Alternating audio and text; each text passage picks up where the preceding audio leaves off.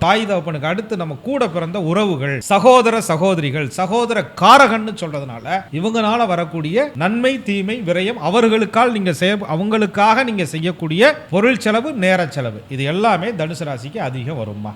அடுத்து இந்த ராசியாதிபதினு சொல்லக்கூடிய குரு பகவான்ங்கிறவர் அந்தஸ்துக்கான கிரகம், கௌரவத்திற்கான கிரகம், ஒரு மதிப்புக்கான கிரகம். உங்க ஆசிரியர் மேல உங்களுக்கு ஒரு மதிப்பு, மரியாதை, அந்தஸ்து, கௌரவம் இருக்குமா இருக்காதா? கண்டிப்பா. அதே போல தனுசு ராசின்னு சொல்லக்கூடிய அந்த குரு பகவானை இவர்கள் ஆதிக்கமா பெற்றதுனால தன்னுடைய அந்தஸ்துக்காக, கௌரவத்திற்காக வாழ்நாள் முழுவதும் தனக்கு ஒரு சுயமரியாதை, கௌரவம் கிடைக்கணுங்கிறதுக்காக நிறைய காலங்களை இழப்பாங்க.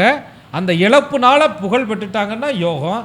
அதே விரையாதிபதி பாவகிரகங்களுடைய தொடர்பு பெற்று, ராகுகேதுவினுடைய தொடர்பு பெற்று, நீசாஸ்தமனம் பெற்று இருந்துச்சுன்னு சொன்னால் அந்த கௌரவம் இவர்களுக்கு கிடைக்காம அதுவே அவமானமாக மாறி மன உளைச்சல்னால நிறைய செல்வங்களையும் பொருட்களையும் இவர்கள் இழக்க வேண்டியது வரும்.